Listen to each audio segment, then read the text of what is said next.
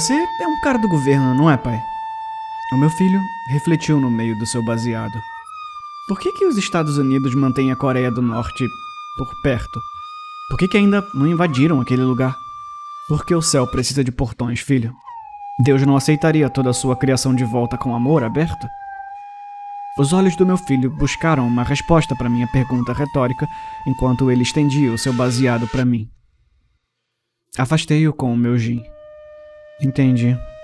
Mas o que você realmente está sugerindo, filho? Uma invasão em grande escala de uma população inocente? Ué, fizemos isso com o Saddam Hussein? Os Estados Unidos causaram a maior parte desse dano. Se nós os libertarmos da maneira que você deseja, não vai restar um norte-coreano vivo. E eles não morrerão de qualquer maneira que você possa imaginar. Não. Esse lugar tem um propósito. Qual propósito? Um aviso? Um experimento? O que é, pai? Qual é? Fala! Estamos aqui em um bunker de 60 metros de profundidade. Tem toda essa barulheira, não tem energia para essa sala. Ninguém pode ouvir. É seguro. Eu odiava arriscar. Eu tinha começado a acumular um pouco da preocupante reputação de ser um revelador de segredos. Um velho ditado sobre centavos e libras passou pela minha mente quando abri a boca e o deixei derramar. Em 1961, um pequeno meteoro apareceu no leste da Sibéria. Os soviéticos descobriram que o local da explosão do meteoro eliminou todos os seres vivos, exceto os corvos, deixando as árvores ilesas. Uma fina camada de cobalto e ferro confirmou que era o local onde a rocha explodiu antes de pousar. Eles levaram algumas carcaças de veados, de ursos e 50 corvos vivos para testar uma possível infecção biológica. O que eles descobriram teve nossa maior atenção. Percebi que também tinha a atenção do meu filho, pois ele teve que acender novamente o cigarro frio enquanto eu continuava. Os soviéticos descobriram vermes, besouros e larvas de cores vibrantes e brilhantes dentro dos espécimes mortos em seus laboratórios.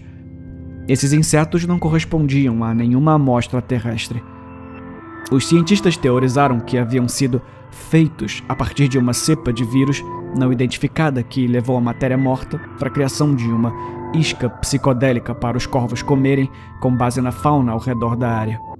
Os soviéticos se referiam a isso apenas como a linhagem. Eles o classificaram como um ser inteligente e senciente, sem nenhuma consideração pela vida terrestre. Os corvos foram armazenados em um hangar de aeronaves. Relatórios dizem que eles tentaram desesperadamente escapar e, quando não encontraram saída, os pássaros se atacaram ou voaram para as paredes até morrerem. Vespas vermelhas brilhantes foram vomitadas dos corvos e formaram uma parede coesa de ferrões, de acordo com os relatos. Concluímos que os insetos ultrapassaram todo o hangar, com equipamentos e tudo. Merda, eles saíram e voaram para longe? Relatórios posteriores indicaram que, sim, o exército demorou a se mobilizar e a solução foram os lança-chamas. Quando eles chegaram, uma semana depois, o hangar estava vazio novamente. Eles enviaram os exterminadores. Nada. Os pesquisadores voltaram. 2 semanas depois, os cientistas começaram a abandonar suas pesquisas. Seus relatórios médicos indicaram que doenças relacionadas ao estresse foram a causa de suas saídas repentinas. O escritório manteve vigilância sobre os pesquisadores e descobriu que eles não estavam se recuperando em casa, mas sim em uma missão muito motivada. Eles ligaram um para o outro brevemente e falaram com um tipo de estalo estranho, tagarelando por 18 segundos, o suficiente para orquestrar uma máquina perfeita. Eles viajaram para diferentes distritos e ministérios assim que cada oficial estava no lugar certo. Os pesquisadores não se lembrariam de ir ao banheiro para cuspir uma pequena mosca rala na pia, nem de protegê-la enquanto o inseto secava o suficiente para voar. Em 4 dias, todas as pessoas em posição de poder dentro da União Soviética, até o primeiro secretário do Partido Comunista, estavam comprometidas. Eles começaram a construir mísseis de pesquisa e o presidente nos pediu informações. Quando lançaram o Sputnik, um feito tecnológico que surpreendeu o mundo inteiro, exigiram que mandássemos espiões. Era como se o programa espacial deles estivesse recebendo ajuda, orientações de um ser superior. Parei para beber apenas para colocar um pouco de umidade de volta na garganta. Colocamos os agitadores Siever vinculados e embutidos nas paredes por mais 20 minutos. Tempo suficiente para conversar em particular. Eles construíram 14 foguetes e atiraram seus melhores humanos, homens e mulheres corajosos e condecorados, direto para o espaço. Centenas, talvez milhares de pessoas embaladas como gado dócil, disparando para fora do planeta em trajetórias aparentemente aleatórias para nunca mais voltar. A CIA estava convencida de que um desses mísseis iria pousar no gramado da Casa Branca, mas todos os 14 foram disparados e o programa terminou, como se a linhagem tivesse cumprido qualquer objetivo que pretendia cumprir. E o que foi isso? Nós teorizamos que era para se espalhar para outros centros de vida. A linhagem começa como um organismo unicelular, mas preserva uma comunicação de comprimento de onda eletromagnética entre todas as outras partículas de si mesma.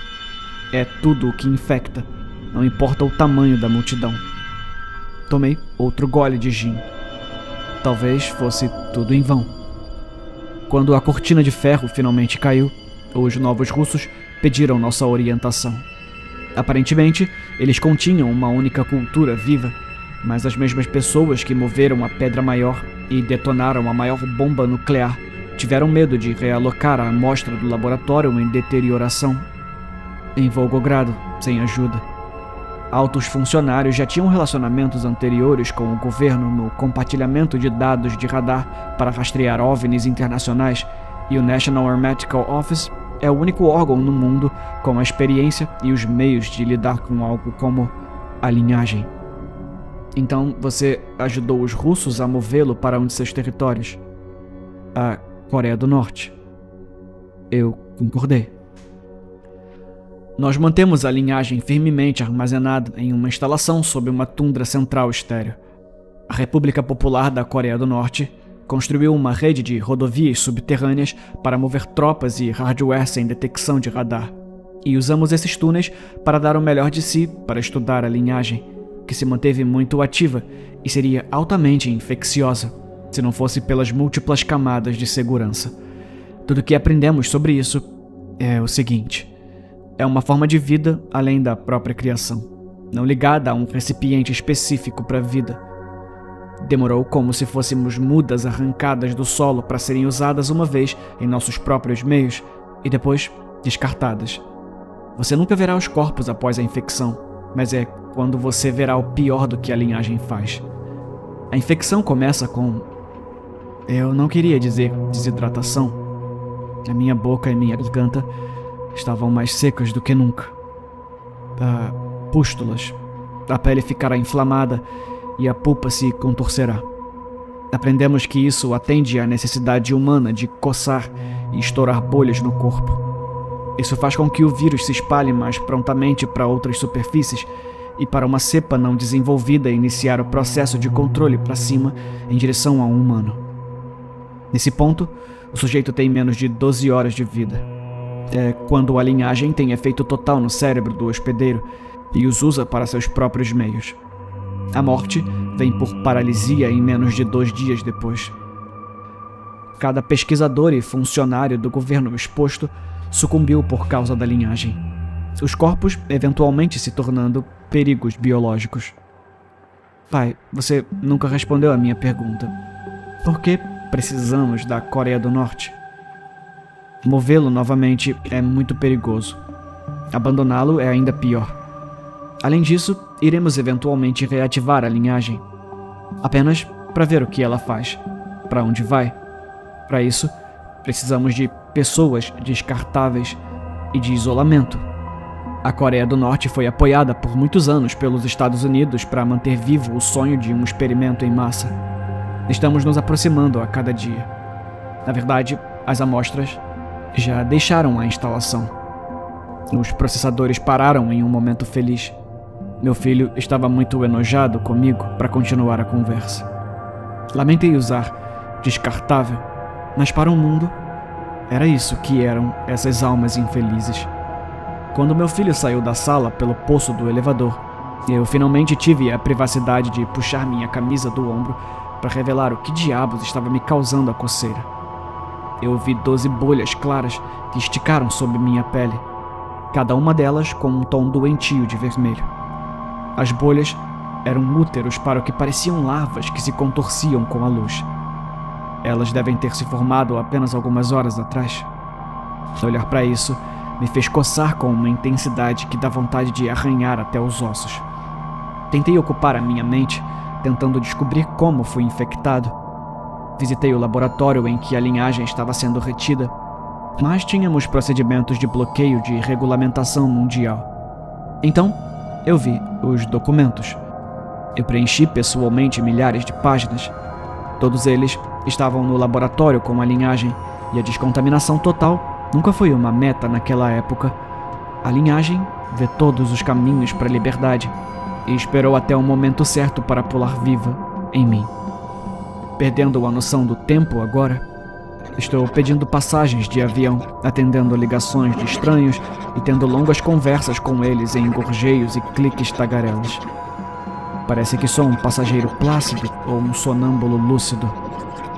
Eu posso ouvir a linhagem falando dentro de mim.